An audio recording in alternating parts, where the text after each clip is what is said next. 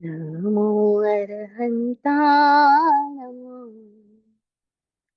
नमो सिद्धाणं नमो आयर्याणं नमो वज्रायाणं नमो लोये सवसाहूणम् ऐसो पंचनमुक्कारो सवपावपणासनो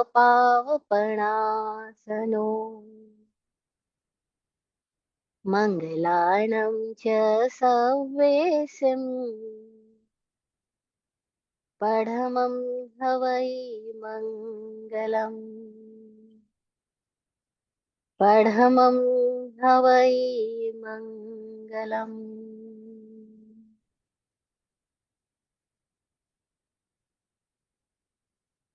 ध्यानिमूलं गुरोर्मूर्ति पूजामूलं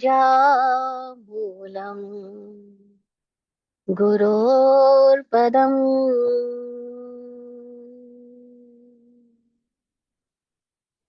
मन्त्रमूलं गुरोर्वाक्यम्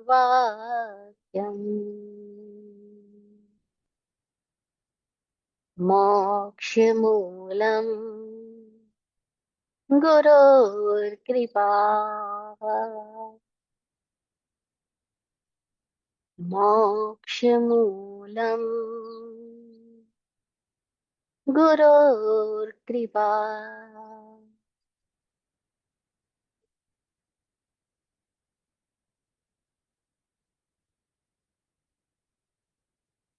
चरम तीर्थंकर समण भगवान महावीर स्वामी को भावमय वंदन नमन। चतुर्विध तीर्थ को प्रणाम। समस्त भव्य आत्माओं की भव्यता को नमन। इस सृष्टिगत सहयोगी समस्त षट जीव निकायों के लिए सतत आभार आभार आभार।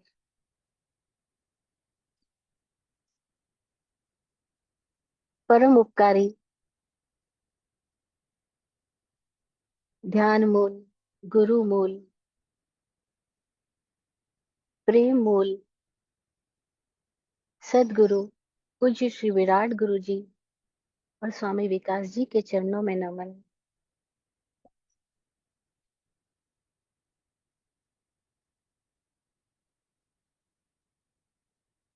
प्रज्ञा महर्षि तत्वार्थाधिगम सूत्र के रचयिता वाचक उमा स्वाति जी की प्रज्ञा को नमन।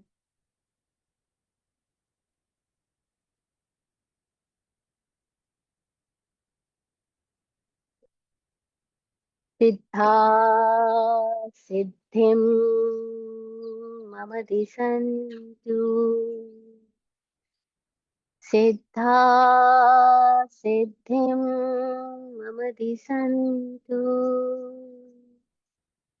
सिद्धा सिद्धिं मम दिशन्तु।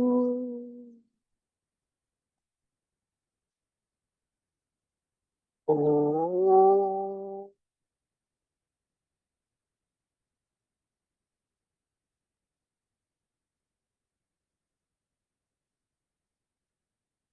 ओ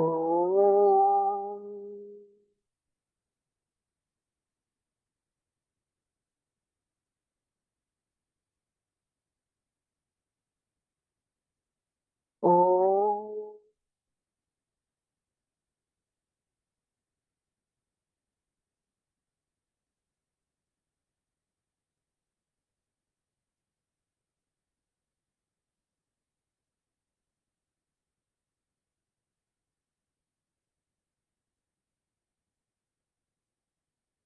नॉर्थ कैरोलिना के स्वाध्याय संघ को नमन।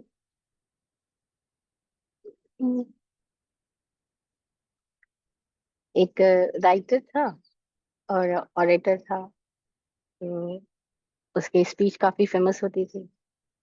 तो किसी इंटरव्यूअर ने उससे पूछ लिया कि आपको अपना 1 घंटे का स्पीच तैयार करने में कितना टाइम लगता है। तो उसने बोला, 1 घंटे का स्पीच तैयार करना है तो मुझे आधा घंटा लगता है।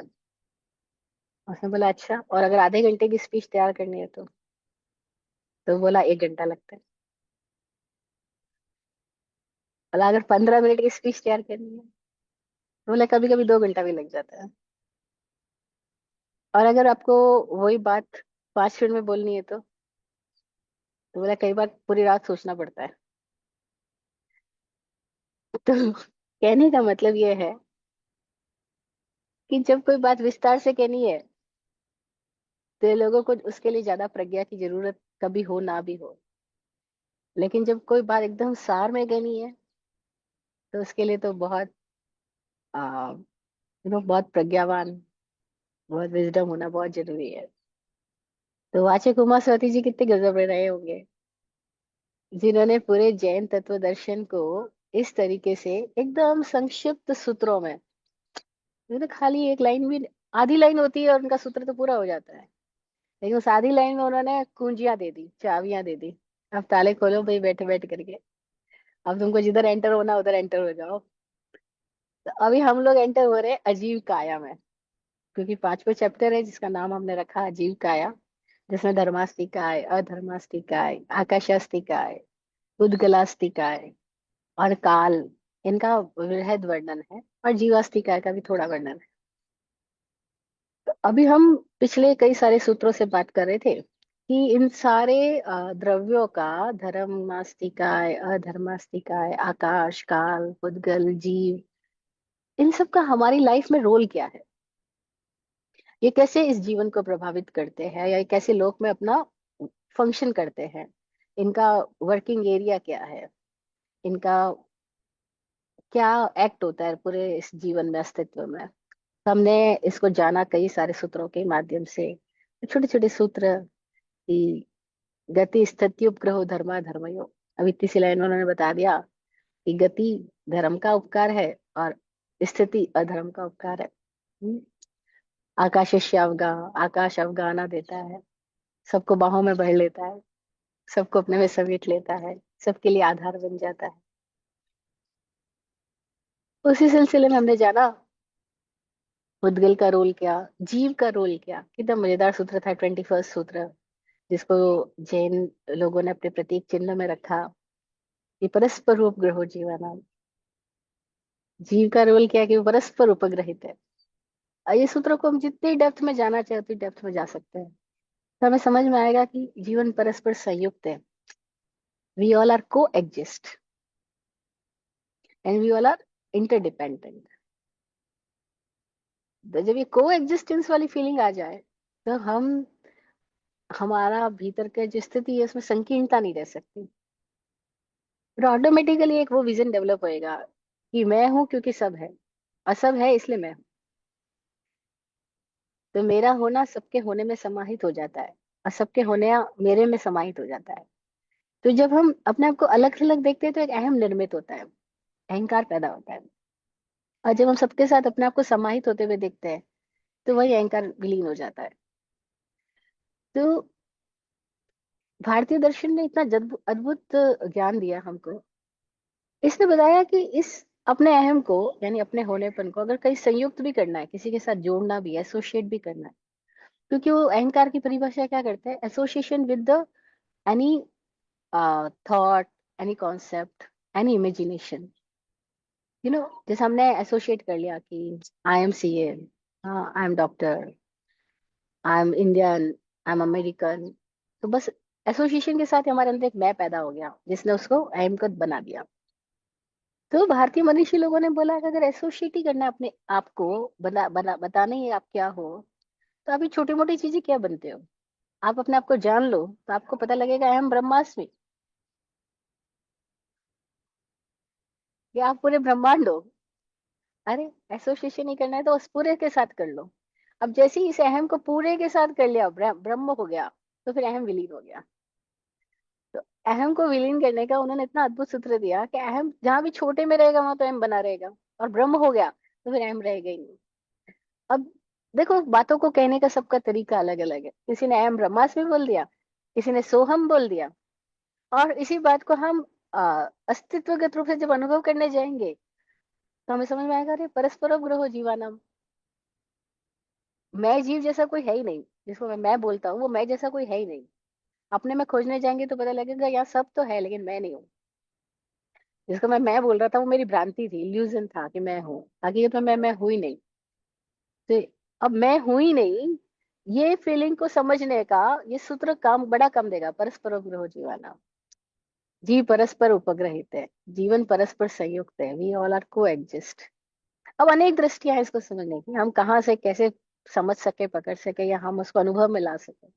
और एक बार अनुभव में आ गई जो चीज ना, तो फिर कहीं संकुचितता रह ही नहीं सकती आदमी के अंदर में। जैसे उसके भीतर की ग्रंथियां टूटती है तभी ये सब अनुभव घटित हो सकता है, अदरवाइज तो घटित भी नहीं हो सकता। फिर हमने नेक्स्ट लास्ट सेशन जब हमने किया था आज से 2 हफ्ता पहले, तब हमने जाना था काल का क्या रोल है अपने लाइफ के अंदर में। तो हमारा 22nd सूत्र था 5वें चैप्टर का। वो कह रहा था वर्तना परिणाम क्रिया परत्वा परत्वे च कालस्य। इस छोटे से सूत्र में हमने जाना था कि वर्तन जो भी हो रहा है, परिवर्तन जो भी हो रहा है, परिणमन जो भी हो रहा है, दूध दही में परिणमित हो गया, दही छाछ बन गया, मक्खन बन गया, मक्खन घी बन गया, है ना, घी वापस किसी और स्थिति में चला गया, ये सब जो परिणमन हो रहा है। काली अब इसी का नहीं, अब मिट्टी का देखो, सॉइल परिणमित हो रही है, कैसे वो बीज में गई, फिर बीज कैसे पौधा बना, पौधा कैसे वृक्ष बना, वृक्ष कैसे फल फूल में आया, पत्तों में आया, फिर पत्ता कैसे जर के वापस मिट्टी में चला गया, और पत्ता क्या हो गया, वापस एटलस मिट्टी हो गया। तो ये पूरा सर्कल कैसे चलता जा रहा है, चल रहा है। ये परिणमन जो हो रहा है, और कैसे हो रहा है, तो बोला काल, काल का प्ले है, ये काल का रोल है। कि काल है, एक समय ये बीज के रूप में है, फिर काल का प्रभाव है, एक समय ये फल के रूप में है। तो ये काल के प्रभाव से उन मनुष्यों ने हमें जीवन में बहुत सारी शिक्षा दे दी। उन्होंने हमें धैर्य की शिक्षा दी कि धीरे धीरे रे मना, धीरे सब कुछ होए, माली सींचे 100 गड़ा, ऋतु आए फल होए।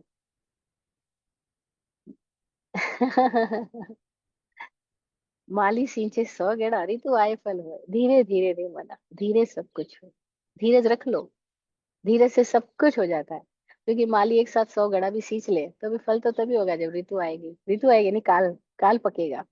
तो काल का क्या रोल है हमारी जिंदगी में, कि काल के पकने पर घटनाएं होगी, काल से परिणमन होएगा, काल से परत्व अपरत्व होएगा, कोई बड़ा कोई छोटा होएगा, कोई ज्येष्ठ कोई लघु होएगा, है ना, कोई सीनियर सिटीजन हो जाएगा और कोई अभी पैदा ही हुआ बच्चा है ना। और दोनों में काफी समानता है, सीनियर सिटीजन को भी कोई हाथ पकड़ के चला रहा है, वो लकड़ी पकड़ के चल रहा है, छोटा बच्चा को भी कोई पकड़ के चला रहा है ना। छोटा बच्चा अंदर सुसु पॉटी ना कर दे उसके लिए मम्मी पापा एकदम केयरफुल होते हैं। सीनियर सिटीजन भी अंदर सुसु पॉटी ना कर दे उसके लिए उनको बहुत सारे आजकल चीजें इस्तेमाल करनी पड़ती है। तो वो कैसे वापस लाइफ का सर्कल घूमता हुआ, बचपना बुढ़ापे में काफी चीजें। नहीं, अपन बोलते हैं छोटा बच्चा उसकी सक्सेस हो गई, अरे वो 1 1.5 साल का हो गया, वो पैरों पे खड़ा होना सीख गया। तो हम ऐसे ही 80 साल के आदमी के लिए बोलते हैं, अरे वो अपने पैरों पे अभी भी चल रहे हैं, ये सक्सेस है। अदरवाइज उनको चलने के लिए कुछ सहारे की जरूरत पड़े। तो वापस घूम करके सर्कल कैसे पूरा होता है, हम देखते हैं अभी वो 4 साल का बच्चा हो गया, वो अंदर कभी शुशु पोटी नहीं करता है। वैसे हम देखते हैं, अरे बुढ़ापे में आदमी अंदर शुशु पोटी नहीं कर रहा है, इसका मतलब सक्सेस है अभी, अभी ठीक है, स्वस्थ है ये आदमी। अदरवाइज इतना भी डिपेंडेंट हो जाएगा वो। तो देखो कैसे सर्कल घूमता है, हम कैसे करते हैं सब, परत्वा परत्वे च कालस्य, ये सब काल का रोल है। यहाँ तक हमने 22nd सूत्रों की व्याख्या लास्ट सेशन में कर ली। आज हम चल रहे हैं आगे 23rd सूत्र की तरफ। अब 23rd सूत्र से आ, चैप्टर फिर एक नई स्थिति में आ रहा है। लास्ट में हमने पिछले 5 6 सूत्र लगातार इस बात के थे कि इन सब का रोल क्या है।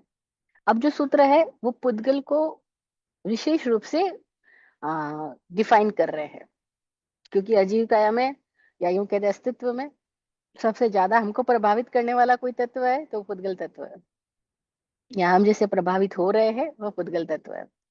तो चूंकि सबसे बड़ा रोल है इस पुद्गल का आफ्टर जीव, तो तो इस जीव को सबसे ज्यादा प्रभावित कौन कर रहा है, पुद्गल प्रभावित कर रहा है। तो पुद्गल कैसे वर्क कर रहा है, उसके क्या करेक्टरिस्टिक्स है, उसके क्या कॉन्ट्रीब्यूशंस है, और उसको हम कैसे पहचान सकते हैं? उसकी विशेषताओं से, उसके लक्षणों से, उसके गुणों से। तो हम उसके गुणों को जान लें, जरा उसकी पहचान भी समझ लें कि पुद्गल की पहचान क्या है। अच्छा, पुद्गल की पहचान जानना क्यों जरूरी है? क्योंकि राम से पूछा तुम्हारा घर कहाँ पर है, तो बोला सिंपल सी बात है, मेरा घर शाम के सामने है। अभी राम को अपनी पहचान बताने के लिए शाम को बताना पड़ता है। ऐसी डिक्शनरी में पूछो कि स्वास्थ्य का परिभाषा क्या है, तो वो लिख देते बीमारी का नहीं होना स्वास्थ्य है। और तो स्वास्थ्य की डिफाइन करने के लिए उनको बीमारी वर्ड यूज करना पड़ता है, बीमारी का न होना स्वास्थ्य है ना। ऐसे कई लोग प्रकाश की परिभाषा में बोल देंगे अंधेरे का न होना उजाला है ना। तो हम अपने से अपोजिट से अपने आप को डिफाइन कर लेते हैं। नहीं, तो अपोजिशन, अपोजिट पार्टी के उसको समझना बहुत जरूरी है।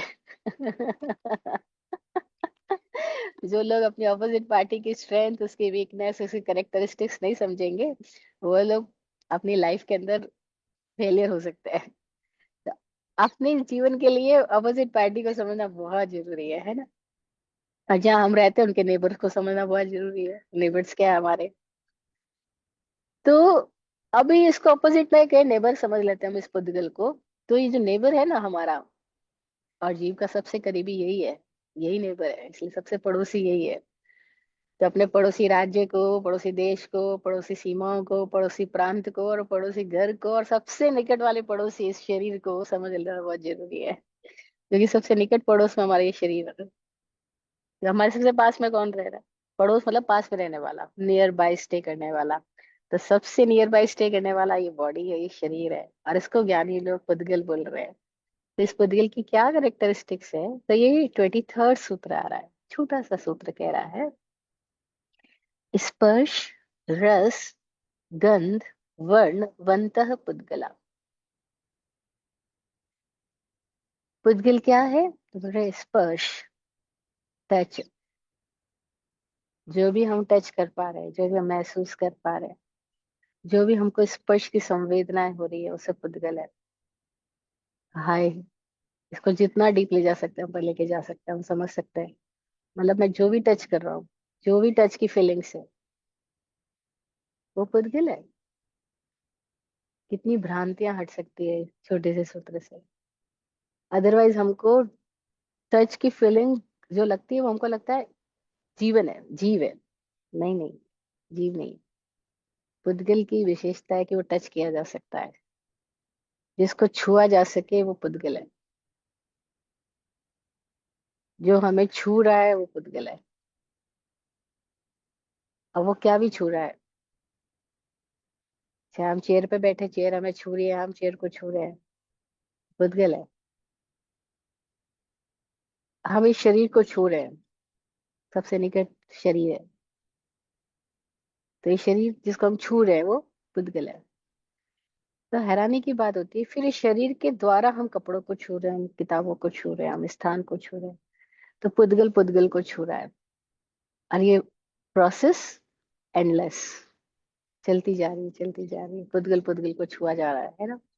तो जो भी छुआ जा रहा है, जिसमें स्पर्श की क्वालिटी है, जिसको टच किया जा सके, एवरीथिंग टचेबल इज कॉल्ड पुद्गल। और पुद्गल के लिए हमने वर्ड सीखा था कुछ दिनों पहले इसी अपने सेशन में, कि पुद्गल को हम खाली मैटर नहीं कह सकते। मैटर जो अंग्रेजी का वर्ड है, वो थोड़ा एक स्थायित्व देता है, ठोसपन का एहसास देता है। लेकिन पुद्गल शब्द अपने आप में इतना मजेदार है कि ये ठोस भी है, तरल भी है, गैसीय भी है, साइमल्टेनियसली, एक ही क्षण में। पुद्गल ऐसा है जो हो, है भी, नहीं भी है, हो भी रहा है, और नहीं भी हो रहा है।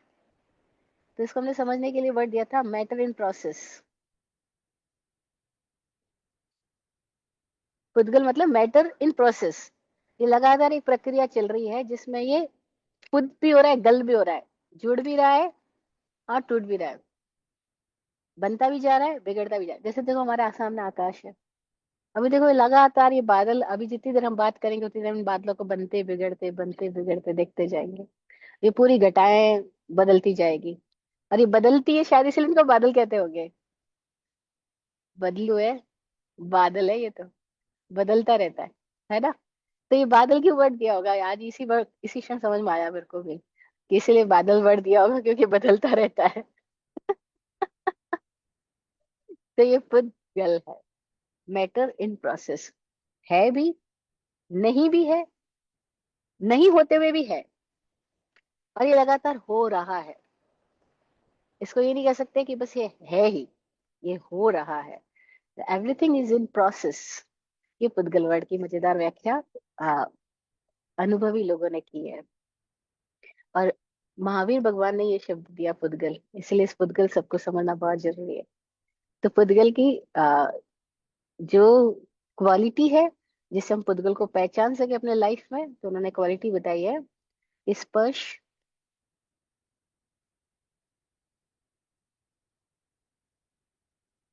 वर्ण, स्पर्श, रस, गंध, वर्णवंतः पुद्गला। स्पर्श है, रस है। अच्छा, स्पर्श के उन्होंने बहुत आगे क्लासिफिकेशंस किए हैं कि स्पर्श कितने तरह का है। तो उसमें उन्होंने 8 भेद बताए स्पर्श के। जो लोग थोड़े बहुत थोकड़े वगैरह सीखे होंगे, तत्व ज्ञान जानते हैं, या 25 बोल भी सीखा होगा, तो उन लोगों ने ये वर्ड्स याद किए होंगे स्पर्श के जो भेद है: कर्कश, कठोर, लघु, गुरु, शीत, उष्ण, रुक्ष, स्निग्ध। कि स्पर्श कैसे कैसा है, तो बताया कोई स्पर्श ऐसा है जो एकदम हल्का है, कोई एकदम भारी है, कोई ठंडा है, कोई गर्म है, कोई रूखा है, एकदम रूखा है, हाथ लगाओ तो रूखा है, जैसे आ, बालू रेत। कोई एकदम चिकना है, जैसे ऑयल, तेल, है ना। कोई गर्म है, जैसे हम देखते हैं गर्म खाना खा रहे हैं। कोई ठंडा है, एकदम बर्फ की तरह। कोई एकदम हल्का है, रुई की तरह। कोई एकदम भारी है, चट्टानों की तरह, लोहे की तरह, पत्थर की तरह। हाँ? कोई एकदम कठोर है, और कोई एकदम कोमल है। एकदम कोमल, टच करो तो एकदम फील होता है कोमलता का उसका। और किसी को टच करो तो एकदम कठोरता का फील होता है। नहीं, जब आदमी प्रेम में गले गले लगता है, प्रेम में हाथ मिलाता है, तो उसका हाथ भी कोमल लगता है, उसके साथ गले मिलना मजेदार लगता है, उष्ण स्पर्श आता है। और वही आपके घर पे आपका दुश्मन आ गया है, आप उनसे बात करने का बिल्कुल मन नहीं है, आप उससे मिलना ही नहीं चाहते, और वो सामने आ गया और लोगों के सामने आपसे हाथ मिलाने के लिए हाथ आगे बढ़ा दिया है। अब आपको हाथ तो मिलाना पड़ेगा, आप हाथ आगे बढ़ाते हो, लेकिन आपके हाथ का स्पर्श कैसा उस क्षण के अंदर आप देख पाओ, तो पता लगेगा वो कठोर भी हो गया है, और वो सॉफ्ट भी नहीं रहा, और वो एकदम कोल्ड हो गया है, हॉट भी नहीं रहा। और अब आपका उसके साथ जो बातचीत है, वो एकदम ऐसा जैसे कोल्ड, नहीं, कोल्ड वार बोलते हैं। अंदर ही अंदर तो युद्ध चल रहा है, और ऊपर से से शांति बना के बैठे हुए हैं। तो दो ही स्थितियां होती है अक्सर पति पत्नी के बीच में: या तो कोल्ड वॉर चल रहा है,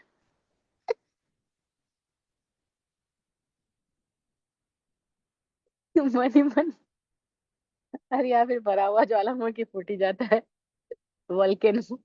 हम जब बाली गए तो वोल्केनो देखने के लिए गए। बहुत मजेदार एक्सपीरियंस था वहाँ, कभी वो फटा था, उस बात को, उसको वोल्केनो को फटे हुए कई वर्ष बीत गए, लेकिन अभी भी वहां से धुआं निकल रहा है। कोई एक स्थान ऐसे है जहाँ पे एकदम गर्म है, चट्टान है, जहाँ पीछे से धुआं निकल रहा है, हाथ डाल के दिखाते हैं पीछे धुआं, हमने देखा, इनका ये क्या हो रहा है, तो बोले वो तब का अभी तक लावा फूटे ही जा रहा है, फूटे ही जा रहा है। तो उन्होंने हमको कहा, आप जरा अपने हाथ से उसको टच करो, या पैर से टच करो, देखो आप। हमने देखा उसको, उस वोल्केनो के पर्वत पर, जहाँ वो वोल्केनो फूटा, वो जो अब तो पर्वत सा स्थिति बन गई है, तो वहां पे जाने के लिए सुबह के टाइम में सैकड़ों लोग, और सुबह 3-4 बजे सब निकल गए, मतलब रात को 2 बजे से 3 बजे से सबने ट्रेवल करना स्टार्ट किया। और इतना ट्रैकिंग करके हम वोल्केनो पे ऊपर चढ़ करके आए। मैं भी हैरान हूँ। चलो, चढ़ने का तो मजा है, लेकिन हम वहाँ क्या देखने गए? स्वामी जी बोले वोल्केनो देखने के लिए शादीशुदा आदमी को जाने की कतई जरूरत नहीं है।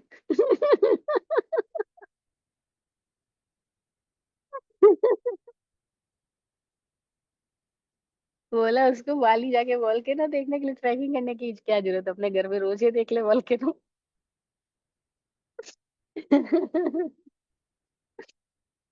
तो जब लोग आ, वार्म हार्टेड होते हैं, तो हम बोलते हैं वाह, उससे गले मिलने, उससे मिलने में कितना मजा आया। आज जब लोग अंदर अपना को समेट रहे होते हैं तो कोल्ड हो जाते हैं, कठोर हो जाते हैं। तो ये सब स्पर्श के गुण हैं। हमारे भावों के साथ में स्पर्श के तरीके बदलते चले जाते हैं, है ना। स्पर्श के साथ रस की भी उन्होंने व्याख्या की, क्योंकि स्पर्श के बाद में जो सेकंड इंद्रिय आती है हमारी, रस है। स्पर्श इतने मजेदार बात है, क्योंकि होल बॉडी इज स्पर्श। तो स्पर्श का फैलाव कितना है, जो हमारा पूरा ये दृश्यमान अस्तित्व जो है वो पूरा स्पर्श रूप है। पूरे बॉडी, पूरा शरीर स्पर्श है। इसलिए स्पर्श इंद्रिय कहाँ पे, अगर हम पूछे कोई, तो चक्षु इंद्रिय का हम बता देंगे, ये रहा आँख। घ्राण इंद्रिय का हम बता देंगे, रहा नाक। रसना इंद्रिय का हम बता देंगे, हम जीभ है। लेकिन हमको पूछे स्पर्श इंद्रिय का है, तो भाई इसका एक जगह सेंट्रलाइज्ड अस्तित्व नहीं है। ये सब जगह फैला हुआ है, ये पूरा शरीर स्पर्श इंद्रिय है। इसीलिए देखो, सबसे ज्यादा आदमी जिससे प्रभावित, आकर्षित, सम्मोहित, मूर्छित होता है, वो है स्पर्श का सुख।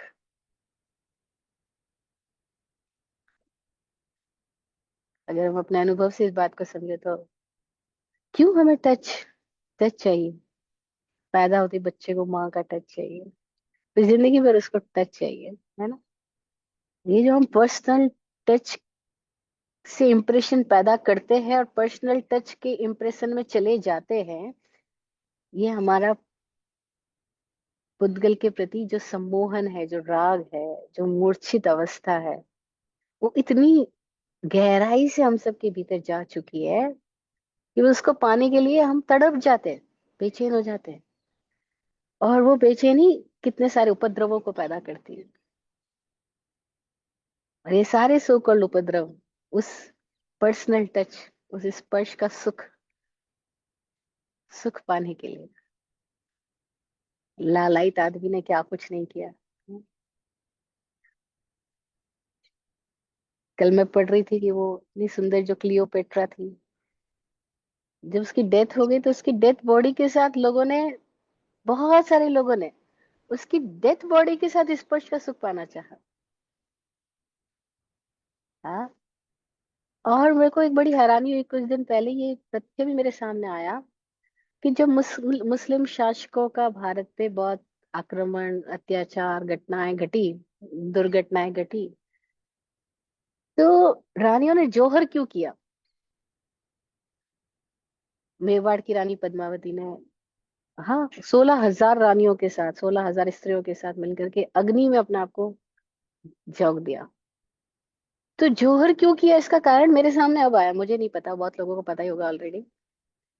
क्योंकि वो कहते हैं कि अगर ये लाश पानी में गई तो ये मुस्लिम लोग उस लाशों को भी नहीं छोड़ेंगे। उस लाश के साथ भी पता नहीं वो क्या क्या दुराचार करेंगे। क्योंकि इसके पहले हो चुका था ये घटना, जब कहीं और किसी राज्य पे इन लोगों ने आक्रमण किया, शायद वो ग्वालियर या कोई नाम बता रहे थे। तो वहां की रानियों ने जल में अपने आप को प्राण त्यागे, जल में डाल करके। तो वहां की रानियां, बच्चे, लड़कियां, उन सबके साथ, उनकी शरीरों के साथ दुर्व्यवहार हुआ। तो ये मैसेज जा चुका था मेवाड़ तक और भी राज्यों तक। तो उन लोगों ने अपने शरीर को इनके हाथ में आने ही ना दिया जाए, इसीलिए आग जला करके उसके अंदर कूद करके अपना शरीर झोंक दिया कि शरीर भी इनके हाथ में, मरा हुआ शरीर भी इनके हाथ में नहीं आना चाहिए। क्योंकि जब आदमी अपनी दुर्दांत वासना के वशीभूत हो जाता है, तो उस स्पर्श के सुख का अंधा बना हुआ आदमी ना मुर्दा शरीर देखता है, ना बेहोश शरीर देखता है, ना कटा फटा शरीर देखता है, वो चला जाएगा उसके लिए। तो इतना हमको ये पुद्गल इतना गहराई से प्रभावित किए हुए हैं, क्योंकि हम स्पर्श के द्वारा ही इस संसार के साथ संयुक्त हो रहे हैं। और स्पर्श हमारे जिंदगी को पूरी तरह से प्रभावित कर रहा है। तो कैसे हम इस सम्मोहन से बाहर आ सकते हैं। हमारे लिए सीखने वाली बात यह है कि ये जो स्पर्श के सुख के पीछे हम सम्मोहित, मूर्छित हो रहे हैं, बेभान होके कुछ भी अकरणीय करने के लिए भी, कुकृत्य करने के लिए मातुर हो जाए, तो इसके बेचैनी से हम मुक्त कैसे हो सकते हैं। तो उसके लिए उन्होंने, ज्ञानियों ने सूत्र दिया कि इस स्पर्श के पीछे एक और महास्पर्श है, एक और ब्रह्म चेतना का स्पर्श है। जिसको ब्रह्म चेतना का स्पर्श हो गया, वही इस स्पर्श के सुख से अब सम्मोहित नहीं होगा। इसके सिवा कोई उपाय ही नहीं है। देखो, जिंदगी भर इसके सिवा कोई उपाय ही नहीं है। कई बुजुर्ग लोग अपनी स्टोरी सुनाते हैं तो बड़ी हैरानी होती।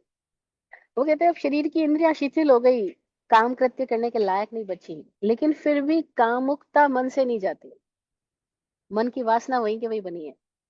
अभी भी लगता है अगर कोई स्त्री आ जाए, या अगर कोई पुरुष मिल जाए, या अगर कोई वो मर जाए, तो सेक्स तो जिंदगी से किसी दिन विदा हो जाता है शरीर की क्षमता क्षीण होने के साथ, लेकिन सेक्सुअलिटी नहीं जाती। Sexuality remains. 70 80 90 ईयर्स के आदमी में भी सेक्सुअलिटी बची रह जाती है। वो भांति भांति से अलग अलग तरीकों से अब स्पर्श का सुख पाना चाहता है। जैसे बच्चा किसी खिलौनों के साथ खेलता है, अब उसको भी कोई खिलौने चाहिए होते हैं बूढ़े आदमी को। इसलिए बूढ़े आदमी का बच्चों के प्रति वापस आकर्षण पैदा हो जाता है। वो समझ ही नहीं पाता ये आकर्षण क्यों है, लेकिन ये आकर्षण तो है। कैसे इस स्पर्श के सम्मोहन से कोई आदमी बाहर जा सकता है? तो जिन लोगों ने अपने ऊपर काम किया, उन लोगों ने जाना कि जिस क्षण ब्रह्म चेतना का अनुभव होता है, उसी क्षण ये स्पर्श का सम्मोहन गायब। अदरवाइज नहीं। अदरवाइज आदमी पागल मदमाता रहेगा इसके अंदर, और उस मूर्छा में वो ना जाने क्या क्या करेगा। कृत्य अकृत्य दुष्कृत्य कुछ भी कर सकता है। तो इस पुद्गल को समझना होगा हमें, क्योंकि ये सर्वाधिक प्रभावित करने वाला तत्व है। क्यों प्रभावित कर रहा है? क्योंकि इसमें स्पर्श है, और स्पर्श के साथ फिर मादकता जुड़ी है, फिर सम्मोहन जुड़ जाता है। और ये हमारा बहुत गहरा हम्म, लगाव है, गहरी मूर्छा है, जो हमको कहाँ से कहाँ ले जाती है। फिर स्पर्श के भेदों के बाद में हम आगे चल रहे हैं रस। क्योंकि अगला वर्ड वो दे रहे हैं, स्पर्श, रस, गंध, वर्णवंता पुद्गला। रस आदमी को प्रभावित कर रहा है। रस क्या है? तो हम देखें, हम खाने में रस ले रहे हैं, बातों में रस ले रहे हैं, देखने में रस ले रहे हैं। हम कहाँ का रस नहीं ले रहे हैं? छूने में रस ले रहे हैं। हम पांचों इंद्रियों से रस ले रहे हैं। और सर्वाधिक रूप से हमको जो रस बनता है वो हमारी जीवा का। अब हमें जीभ का रस चाहिए। हर थोड़ी देर बाद खाना। खाना कैसा? मेरे टेस्ट के अकॉर्डिंग। वे सबका टेस्ट अलग अलग है। किसी को तीखा पसंद है, किसी को कड़वा, किसी को कशेला, किसी को खट्टा, किसी को मीठा।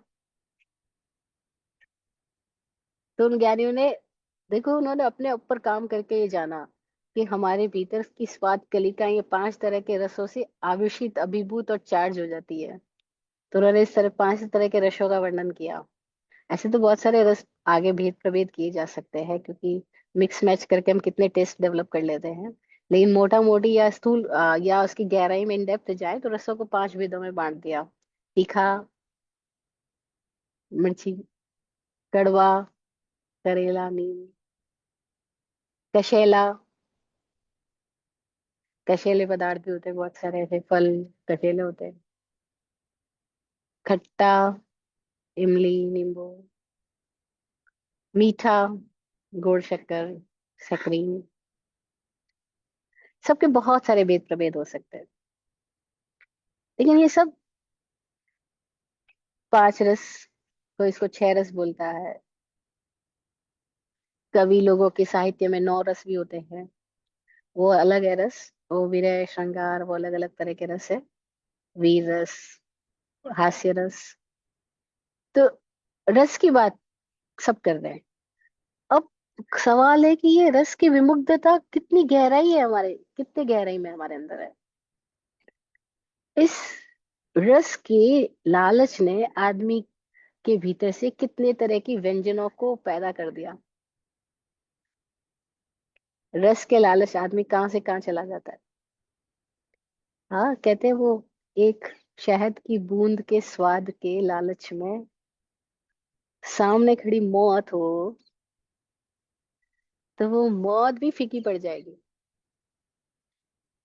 वो स्टोरी सुनाते पुराने लोग। और उस स्टोरी को सुनाती ही नहीं, उसका चित्र बना करके जगह जगह जैन तीर्थों में, मंदिरों में आपको देखने को मिलेगी। आप भी कभी जैन तीर्थ मंदिर में आपने देखा होगा कि पूरा बड़ा सा चित्र लगा होता है, जिसके अंदर एक कुआं है। कुएं के नीचे, अंधे कुएं में सांप ऐसा फुफकार रहा है। इधर कुएं के बाहर शेर है। ऊपर एक वृक्ष है, वृक्ष की डाल है। डाल के ऊपर दो चूहे हैं, एक सफेद चूहा एक काला चूहा, जो उस डाल को कुतर रहा है। उस डाल को पकड़ करके एक आदमी नीचे लटक रहा है। अब वो आदमी शेर से डर के भागा, पेड़ के ऊपर चढ़ा कि शेर पेड़ पे तो नहीं आएगा। पेड़ पे चढ़ के उसने डाल पकड़ ली। अब डाल पकड़ करके जैसे ही नीचे देखा, तो शेर भी मुंह बाए खड़ा है, नीचे कुआं है। और कुएं में सांप उसको तरफ फुफकार रहा है। अब वो उस डाल को कब तक पकड़े रखेगा, क्योंकि उसने देखा कि उस डाल को दो चूहे कुतर रहे हैं। एक काला चूहा कुतर रहा है, एक सफेद चूहा कुतर रहा है। तो इतना भयंकर, उसको ऊपर मृत्यु नीचे मृत्यु। पकड़ के ज्यादा देर रख सकेगा नहीं, क्योंकि वो डाल को कुतरा जा रहा है। तो डाल नीचे गिरेगी, डाल समेत ही कुएं में गिरेगा, और कुएं में गिरते ही वो सांप है, कुएं से बाहर गिरने की कोशिश करेगा तो शेर है। और ऊपर से डाल तो लगातार कमजोर होती जा रही है। उस चारों ओर उसके मृत्यु है। लेकिन तभी क्या होता है कि ऊपर मधुमक्खी का छत्ता लगा है पेड़ पर से, उसमें से शहद की एक बूंद नीचे गिरती है। और शहद की बूंद उसके जीभ पे आके लगती है।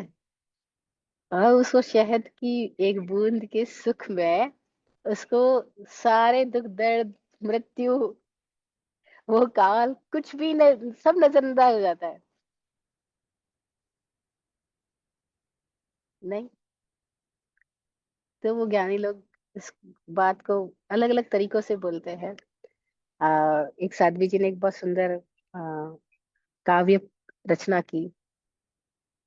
तो उन्होंने अपनी गीतिका में ये लाइन इस तरह से लिखी कि क्यों एक बिंदु मधु बूंद स्वाद हित, जन्म मरण दुख पाता, तू क्यों पर में ललचाता, तू क्यों बाहर मद माता, है तेरे अंतर में अनंत आनंद सिंधु लहराता, तू क्यों पर में भर माता, तू क्यों बाहर ललचाता।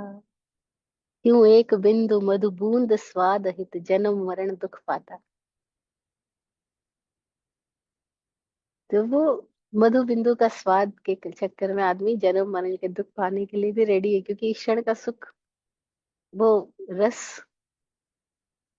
तो सवाल पैदा हुआ, इस रस के चक्कर में से बाहर कैसे आएंगे। भाई रस का चक्र भी तो है। सब जगह रस चाहिए हमको। हर जगह रस, इंटरेस्ट आना चाहिए। प्रोडक्शन में इंटरेस्ट नहीं आता, मूवी देखने में इंटरेस्ट आता है। 3 घंटे मूवी देखना हो, हम सीधे बैठ जाएंगे। लेकिन वही कहते 3 घंटे ध्यान लगा के बैठो। तो कमर दुखेगी, घुटना दिखेगा, मक्खी मच्छर काटेंगे, कभी कुछ होएगा, कभी पसीना आएगा, कभी ठंड लगेगी, कभी कुछ होगा। वो 3 घंटे तो छोड़ो, 3 मिनट भी सीधा बैठना हमारे लिए आसान नहीं है। लेकिन 3 घंटे की हमारी इंटरेस्ट वाली मूवी सामने आ जाए, we can sit without any disturbances. तो ये रस कितना गजब का हमको घेरे हुए है। खाने का रस, बोलने का रस, देखने का रस, सबका रस। तो उनसे पूछा गया, जो लोग मुक्त हुए, उनसे पूछा कि आप इस चक्रों से बाहर कैसे आए, फिर रस का क्या हुआ। तो वो बोलते हैं परमात्मा रस रूप है। उपनिषदों में बड़ा प्यारा सूक्त आता है कि रसो वैस, वो रस रूप है।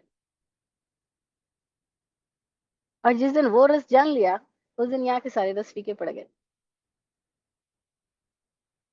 स्वामी जी अक्सर ये एग्जाम्पल देते हैं, जब ऐसी घटनाएं सामने आती है किसी की नशे छूटने की, या किसी को इस तरह की बुरी आदतों से बाहर आने की बात। स्वामी जी कहते हैं इसको मना मत करो। इसको आप जितना मना करोगे, उस मन का नियम है कि जिसका निषेध किया जाए मन उस तरफ भागता है, निषेध में आमंत्रण फील करता है।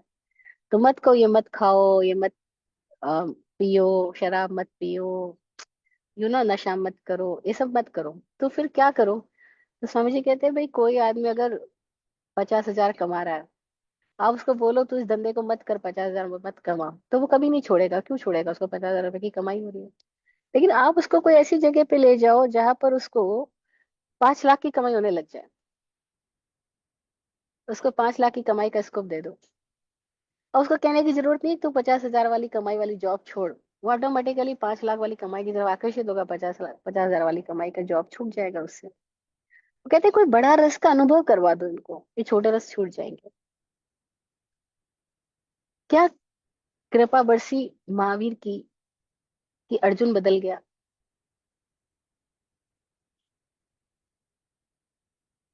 क्योंकि अर्जुन ने महावीर के पास आकर के, चंद्र कौशिक ने महावीर के पास आकर के कोई एक ऐसे रस का स्वाद पा लिया। बस वो जो स्वाद, वो जो स्पर्श, वो जो रस उसको कहीं और से आया, अब उसको वो छूट गई। हिंसा छोड़नी नहीं पड़ी, छूट गई, क्योंकि उसको कोई और रस मिल गया।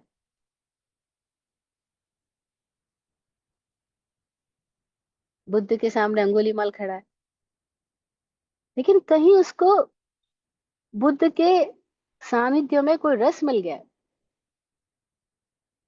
और जैसे ही वो रस मिल गया, जैसे ही वो स्पर्श मिल गया बुद्ध के सानिध्य का, उसको बाहर के स्पर्श का, बाहर के रस का आंदोलन, आकर्षण, प्रवाह, प्रभाव सब गायब हो गया। इसीलिए ये जो ऐसे कोई संत महात्मा है, इनकी उपस्थिति लाखों को यूं ही ताड़ देती है। कल परसों में सुन रही थी, ओशो की स्पीच चल रही थी।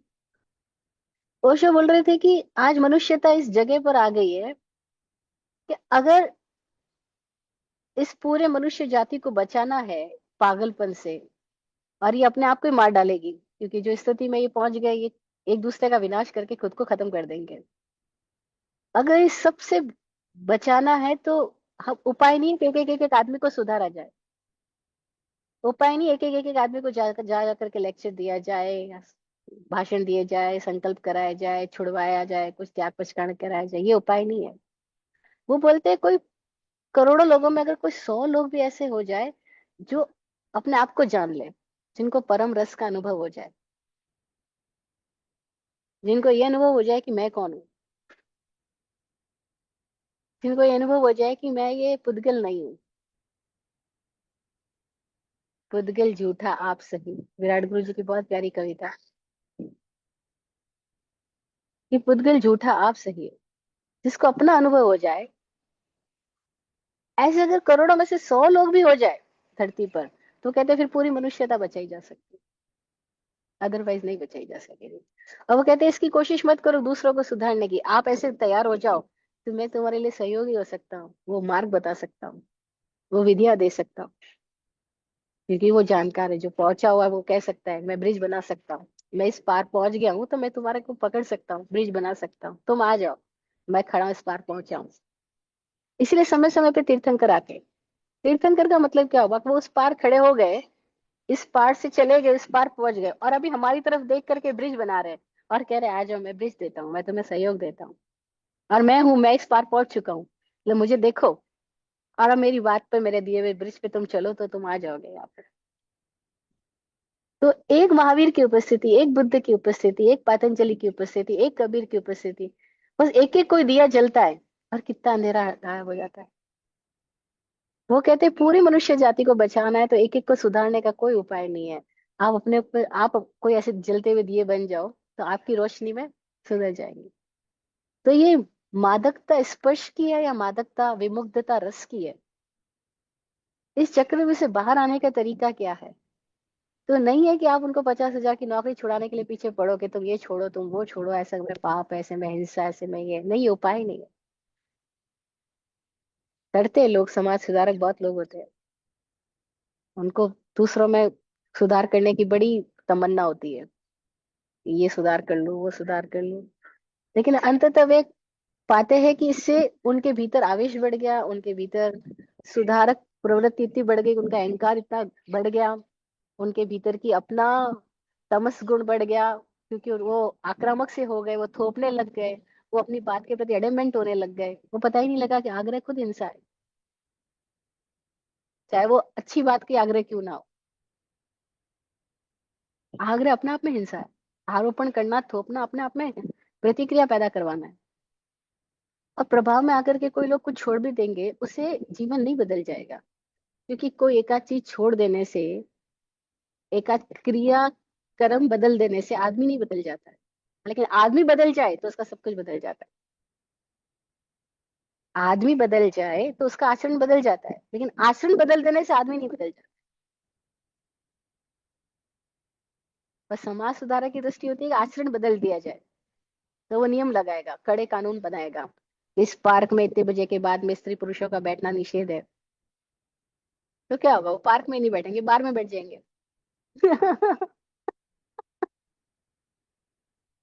इससे क्या फर्क पड़ जाएगा। लेकिन आदमी ऐसे ही चाहते हैं कि आचरण बदल के समाज को बदल दिया जाए। नहीं, आदमी बदल जाए तो आचरण बदल जाएगा, आचरण के बदलने से आदमी नहीं बदलेगा। 5 लाख का रस आ गया तो 50,000 की नौकरी छूट जाएगी। आदमी को बड़ा रस मिलेगा तो ये छोटे रस की विमुग्धता है, इससे हटेगा, वो सम्मोहन से बाहर आएगा। तो वो रस कैसे आ सकता है? वो तभी आ सकता है जब किसी को देख करके हमें ये एहसास होता है, हाँ इनको वो रस मिला है, इनकी जिंदगी इन चक्रों से बाहर है। उसको देख करके हमें भरोसा पैदा हो सकता है, अदरवाइज भरोसा कहता कैसे पैदा होगा? बातें कहने से नहीं आएगा। किसी का ज्वलंत प्रत्यक्ष उदाहरण देख के समझ में आएगा कि ये इंसान है हमारे बीच में, हमारे जैसा, लेकिन फिर भी हमारे जैसा नहीं है, इसको कोई और रस मिला है। ओशो एक जगह बोलते हैं, अगर माता पिता दिन भर में 1-2 घंटे भी मौन नहीं हो सके, 1-2 घंटे के लिए भी ध्यान में ना बैठ सके, 1-2 घंटे के लिए खुद की मस्ती में ना डूब सके, तो वो अपने बच्चों को कुछ नहीं दे सकेंगे। क्योंकि बच्चे वही सीखेंगे जो वो देखेंगे। और जब देखते हैं कि मेरे मम्मी पापा की मस्ती अपने भीतर से कहीं से आ रही है, ये बिना नशे किए हुए अपने मौज के अंदर ऐसे रह रहे हैं जैसे कि उन्होंने कोई हाई है। तो स्वामी जी को लोग, उनके कई फ्रेंड्स बोलते हैं, आप क्यों नहीं ड्रग कर लेते, ये नहीं वो नहीं। स्वामी जी कहते तुम क्यों लेते हो? हाई होने के लिए, मैं ऑलवेज हाई रहता हूँ। मैं ऑलवेज हाई हूँ, तुम्हारा तो हमेशा इस पीक एक्सपीरियंस के बाद में वापस वैली का एक्सपीरियंस होता है। और मैं एक पीक से दूसरी पीक, दूसरी पीक से तीसरी पीक पे होता हूँ। मेरे को वैली का एक्सपीरियंस नहीं जाना पड़ता।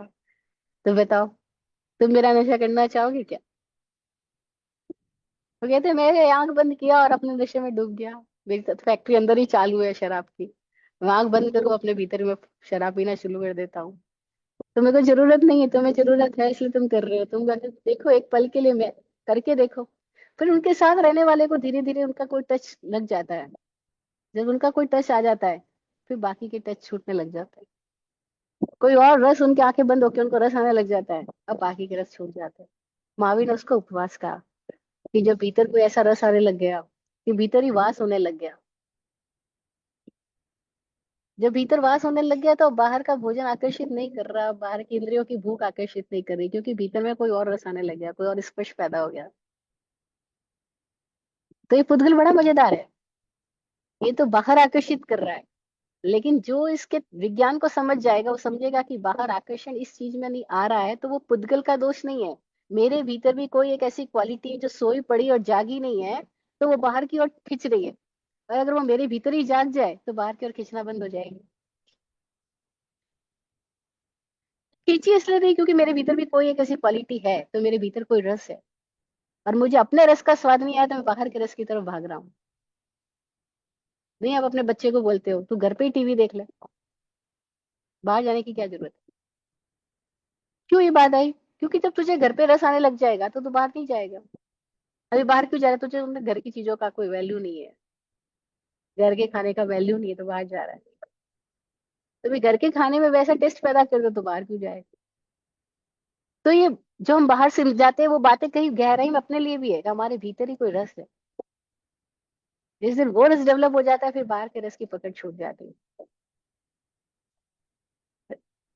तो उपनिषद के ऋषियों ने बोला रसो वैस, वो रस रूप है, उसको समझ ले तो बाहर का रस से पकड़ छूट जाएगी।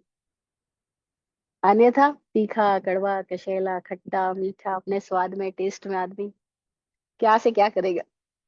टेस्ट के वशीभूत होकर के आदमी कुछ भी कर नहीं। जो हम आज बहुत सारे ऐसे प्रोडक्ट्स यूज कर रहे हैं, आकर्षण में ही कर रहे हैं, रस के कारण ही कर रहे हैं। और एक प्रोडक्ट छोड़ने से आदमी नहीं बदलेगा, फिर समझना होगा।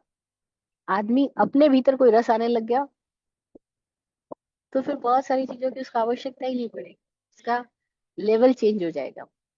जैसे मेरी एक फ्रेंड मुझे पूछ रही थी, आप बाली गए, बैंकॉक गए, क्या एंजॉय किया, क्या मजे किए, पार्टी प्लेसेस पे गए, क्लब पे गए, मैंने कहा अंदर से रस ही नहीं है। हम जो जितने लोग गए सब मैच्योरिटी के एक लेवल पे थे, जिनमें से किसी को इंटरेस्ट नहीं आया कि हम कोई पब में जाए, कोई पार्टी में जाए। मैंने कहा मैं बीच पे बैठी हूँ, मेरे मन में ही नहीं आया कि मैं समुद्र के अंदर घुसूं। बस ऐसे ही मजा आ रहा है, देखने में मजा आ रहा है, अंदर तक जाने का भीतर से ही नहीं उठा। मैंने कहा पता नहीं क्यों नहीं उठा, लेकिन बहुत सारी चीजें उठी नहीं। तो हमारे में से इतने सारे लोग थे, उन सबको मजा इस बात में आ रहा था कि स्वामी जी के साथ बातचीत करें। तो सब लोग अपनी अपनी बातें करने में इतने घंटों व्यस्त रहते थे कि उनको ये ख्याल ही नहीं आता था कि हम किसी पार्टी शार्टी में जाए। जब भूख लगती थी तो बाहर जाने का मन आता था कि अब चलो बाहर। तो अब जब बाहर निकल गए हैं तो फिर चलो कोई एक दो प्लेसेस घूम कर आ जाएं। तो मैंने कहा हम डिफरेंट टाइप के लोग हो गए, तो जिन लोगों के लिए जो एंजॉयमेंट के प्लेसेस है, हमारे भीतर उनका कोई आकर्षण ही नहीं है। अब कोई लोग जाते हैं भी, बोलते हैं बैंकॉक क्यों जाते हैं, कोई बोलते हैं मसाज कराने जाते हैं, ये वो सब अलग अलग बातें कर रहे थे। हमने कहा हमारे अलग ही पॉइंट, हम अलग ही पॉइंट पे आ गए, तो हमारे भीतर वो चीज ही नहीं पैदा होती है। तो जिसको लोग एंजॉयमेंट बोल रहे हैं, हमारे लिए वो एंजॉयमेंट नहीं है। हमारे लिए एंजॉयमेंट क्या है कि हम आपस में ग्रुप में बैठे हैं, सत्संग चालू है।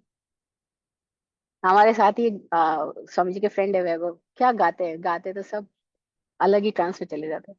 मैंने कहा हमको कहीं पार्टी जाने की जरूरत है, हमारा गाना यही चालू होता है और गिटार उसके साथ रहती है हमेशा। तो मैंने कहा ये चीजें बदल जाती है, जब आदमी को कोई और रस आने लग जाएगा, दूसरे रस उसके अंदर से छूट जाएंगे। तो रस से छूटने का तरीका क्या है? स्पर्श से छूटने का तरीका, स्पर्श रस गंध वर्ण वंतः पुद्गला। गंध है पुद्गल, और चार और गंध के लिए आदमी क्या क्या नहीं करता।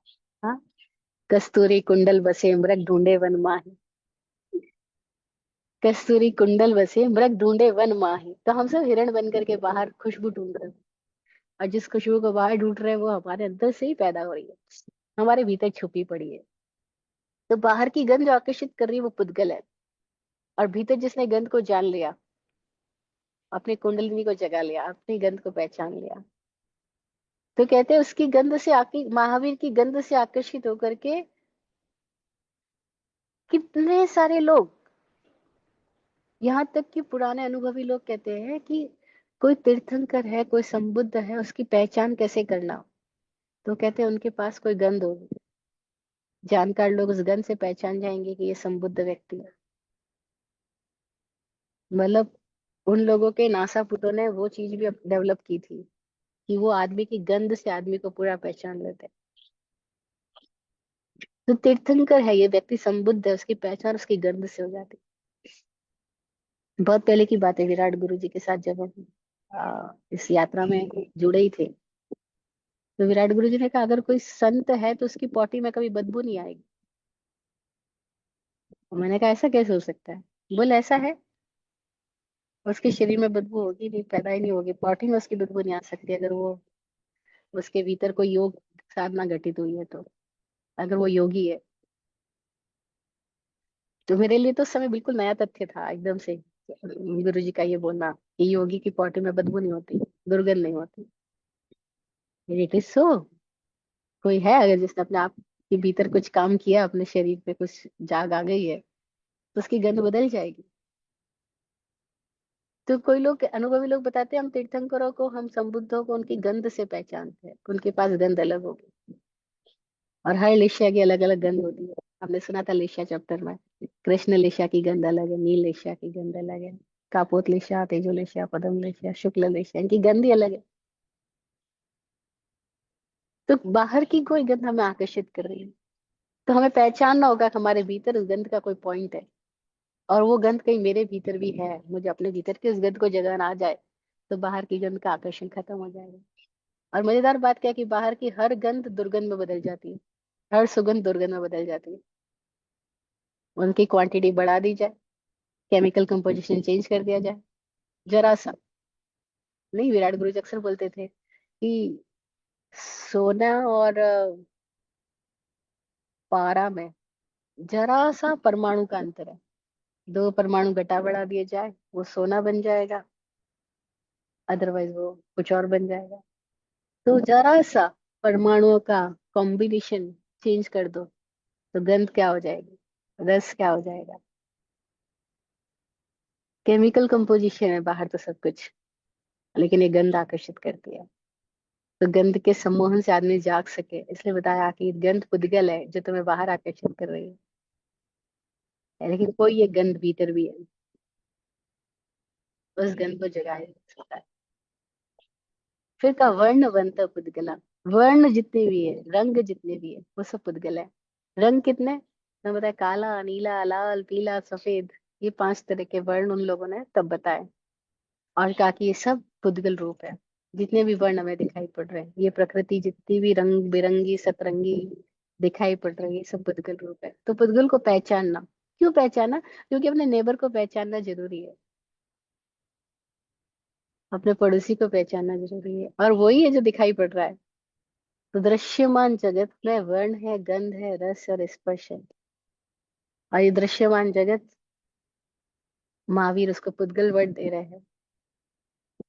सांख्य दर्शन इसको प्रकृति वर्ड देता है। वो कहता है पुरुष और प्रकृति। पुरुष वो जीवात्मा को बोलता है, और प्रकृति वो इस पुद्गल को बोलता है। शैव दर्शन इसको शक्ति वर्ड देता है। शिव है और शक्ति है। शिव जीवात्मा है, और ये शक्ति है बाहर जो दिखाई पड़ रही है। वेदांत दर्शन इसको माया वर्ड देता है। वो कहता है कि एक ब्रह्म है और बाकी सब माया है। तो वो दो दो वर्ग वो भी बताते हैं, एक को ब्रह्म कहते हैं, एक को माया कहते हैं। सांख्य दर्शन एक को पुरुष, एक को प्रकृति बोलता है। शैव दर्शन शिव और शक्ति बोलता है। और इसी प्रकृति को, इसी पुद्गल को, इसी माया को कोई ठगी नहीं बोलते, कबीरदास जी ठगी नहीं बोलते। ये ठगने वाली है। क्योंकि ठगने वाली क्यों है, क्योंकि हमको धोखा दे रही है, हमें आकर्षित कर रही है। और जिसके पास जाएंगे तो पता लगेगा है नहीं, ये तो बदल गई। हम पकड़ने जाते हैं तब तक तो वो बदल जाता है। गुब्बारा बच्चा पकड़ता है खुशी खुशी, और पता लगता है गुब्बारा को जैसे उसने पकड़ा, बांधा, गुब्बारा फूट गया। तो यहाँ हर चीजें बदल जाती है। हर चीजें पकड़ के साथ हम पकड़ने को जाते हैं, तब तक तो रंग रूप बदल जा चुका होता है। तो इसीलिए इस पुद्गल को पहचानना, अभी पहचान खत्म नहीं हुई है। ये एक सूत्र दिया, अभी दूसरा सूत्र और इसके साथ जुड़ा हुआ है। मैं सोच रही थी दोनों सूत्रों की आज बात कर पाएंगे, लेकिन मैं तो बड़ी स्लो मूवर हूँ।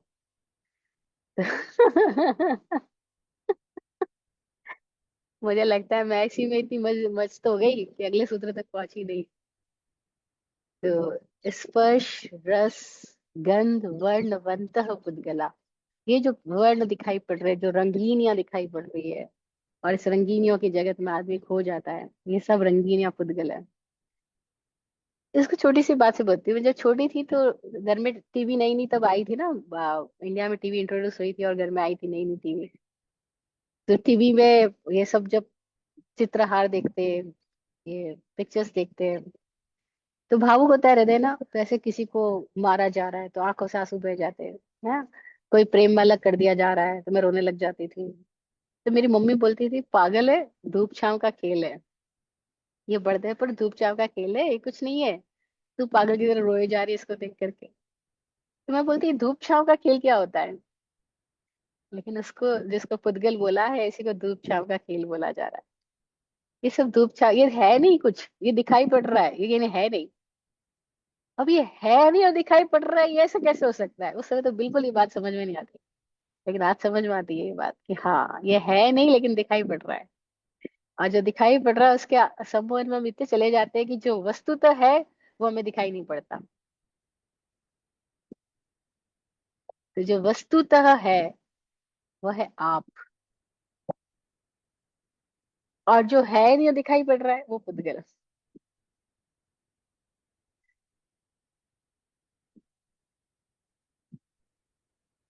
ये धूप छांव ये पुद्गल, ये बादल ये पुद्गल, ये जुड़ रहे हैं, बिछुड़ रहे हैं, ये बन रहे हैं, बिगड़ रहे हैं, ये प्रवाहमान है, मैटर इन प्रोसेस, ये सब पुद्गल है।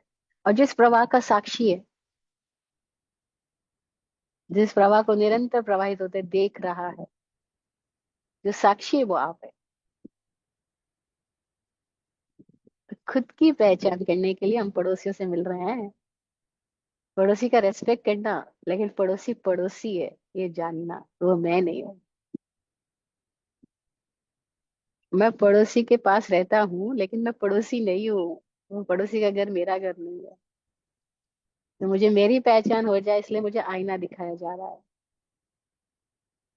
तो आईना में मैं प्रतिबिंबित तो हो रहा हूँ, लेकिन आईना मैं तो प्रतिबिंब मैं नहीं हूँ।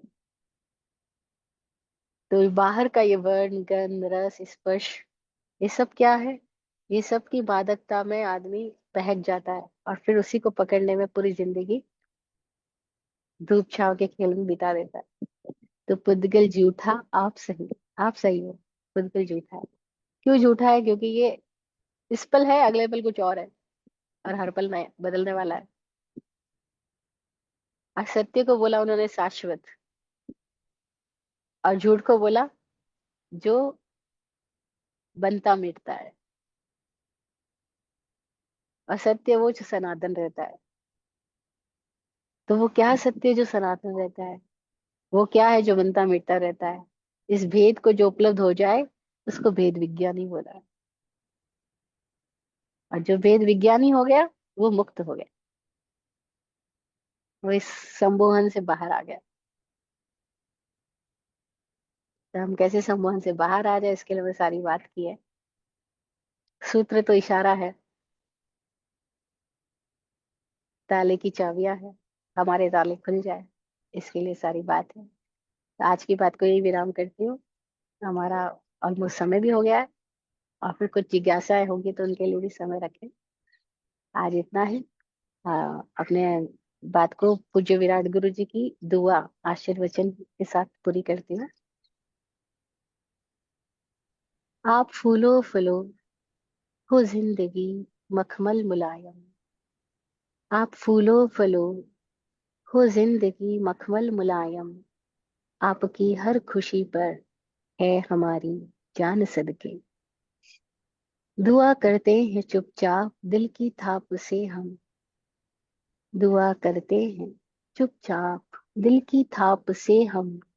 रहे जाते नवाजे हर घड़ी अरमान सबके। अमन और चैन से गुजरे आपका वक्त सारा। अमन और चैन से गुजरे आपका वक्त सारा। रुख पे खिलती रहे यूं रूह की मुस्कान खुल के। रुख पे खिलती रहे यूं रूह की मुस्कान खुल के। जय हो, जय हो, जय हो। सबका कल्याण।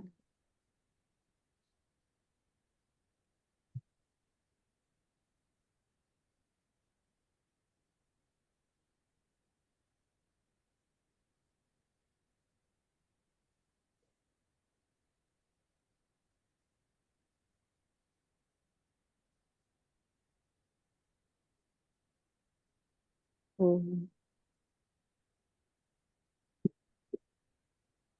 जय जय हो। जिनेन्द्र।